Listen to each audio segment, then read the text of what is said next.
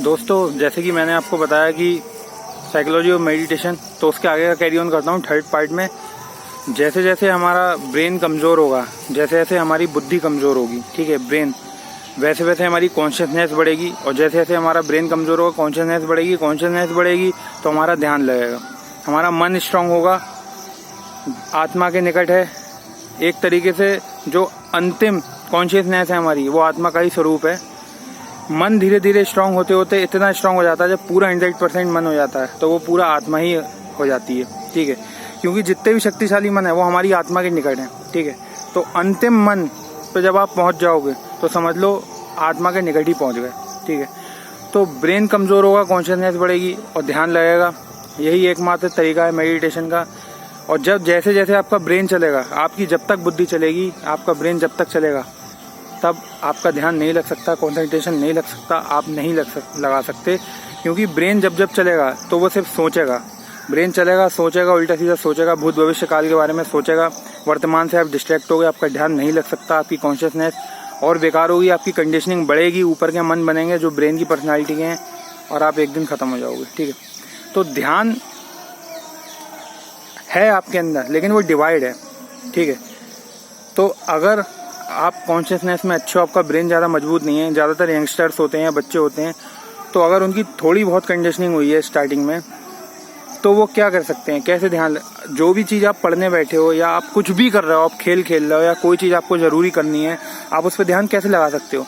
आप सिर्फ कॉन्सेंट्रेट तभी कर सकते हो जो भी आप उल्टा सीधा आपके दिमाग में, मन में विचार आ रहे हैं, आपका ब्रेन आपको विचार पकड़ा रहा है ऊपर के मन के द्वारा।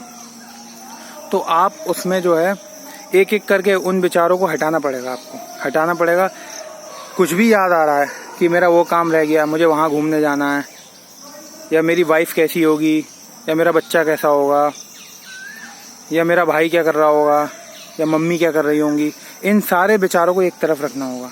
इन सबको 2, 5, 10 मिनट आपको देने पड़ेंगे शांति में बैठने के लिए, कि जो भी आपका ब्रेन आपको पकड़ा रहा है उन सब का कोई महत्व नहीं है। क्योंकि अभी जो मैं काम करने बैठा हूँ मैं वही कर सकता हूँ इस क्षण में, वर्तमान में मेरे पास ये काम है। और अगर मैं और चीज़ें, सब हजारों चीज़ें तो एक साथ लेकर नहीं चल सकता ना। किसी का कुछ नहीं होना, ये सब कल्पनाएं हैं जो कि मन द्वारा पकड़ाई गई हैं, ब्रेन द्वारा पकड़ाई गई हैं। ये सत्य नहीं है, सत्य सत्य ये है कि जो मैं काम अभी करने जा रहा हूँ, तो इन सब चीज़ों का कोई महत्व नहीं है। इनको एक एक करके हटाओ, जो डिवाइड हो रहा है आपका ध्यान। जैसे जैसे एक एक करके विचार कम होता जाएगा, आपका ध्यान फोकस होता जाएगा उसी स्पॉन्टेनियस तरीके से, उसी पर्टिकुलर चीज़ पे।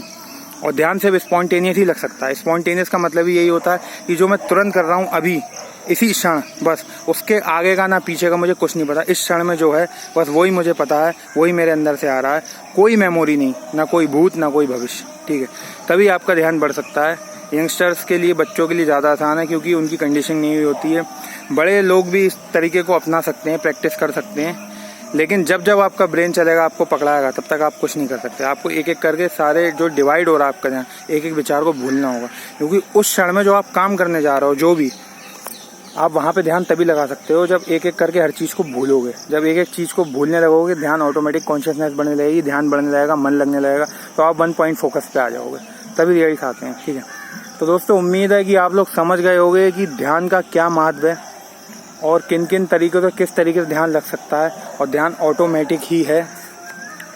जैसे जैसे ऑटोमेटिक का एक तरीका और समझ लीजिए कि जैसे जैसे कॉन्शियसनेस बढ़ेगी, बुद्धि कमज़ोर होगी, ध्यान ऑटोमेटिक लगना चालू हो जाएगा, ठीक है।